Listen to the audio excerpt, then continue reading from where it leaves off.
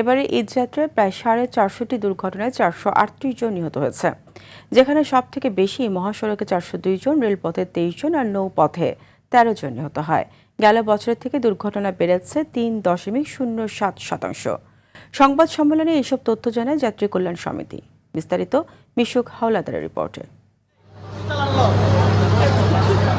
পরিবারের সঙ্গে ঈদের আনন্দ ভাগাভাগি করতে ঘরে ফিরতে মানুষের যাত্রা যেন এখন বিষাদে পরিণত হচ্ছে। প্রতি বছর সড়কে ঝরছে প্রাণ, বেড়ে যাচ্ছে দুর্ঘটনার সংখ্যা। সড়ক, রেল ও নৌপথে 442টি দুর্ঘটনায় 438 জন নিহত ও 1340 জন আহত হয়েছেন। গত বছরের তুলনায় প্রাণহানি বেড়েছে 3.07%। যাত্রী কল্যাণ সমিতি মহাসড়কে অনিয়ন্ত্রিত মোটরসাইকেল, ব্যাটারি চালিত অটোরিকশা চলাচল সহ সড়ক দুর্ঘটনার 9টি কারণ তুলে ধরে সংবাদ সম্মেলনে।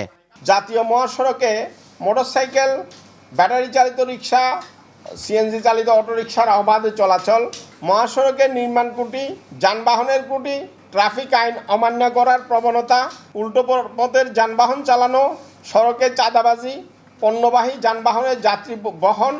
দুর্ঘটনা রোধে 11টি সুপারিশে স্বল্প, মধ্য ও দীর্ঘমেয়াদী পরিকল্পনা নিতে সরকারের প্রতি আহ্বান জানানো হয়। প্রযুক্তি নির্ভর সড়ক ব্যবস্থাপনা গড়ে তুলতে হবে।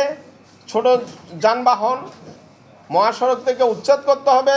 চালকদের উন্নত প্রশিক্ষণ প্রদানের পর লাইসেন্স প্রাপ্তি নিশ্চিত করতে হবে। ফিটনেসবিহীন যানবাহন ক্রমান্বয়ে উচ্ছেদ করতে হবে।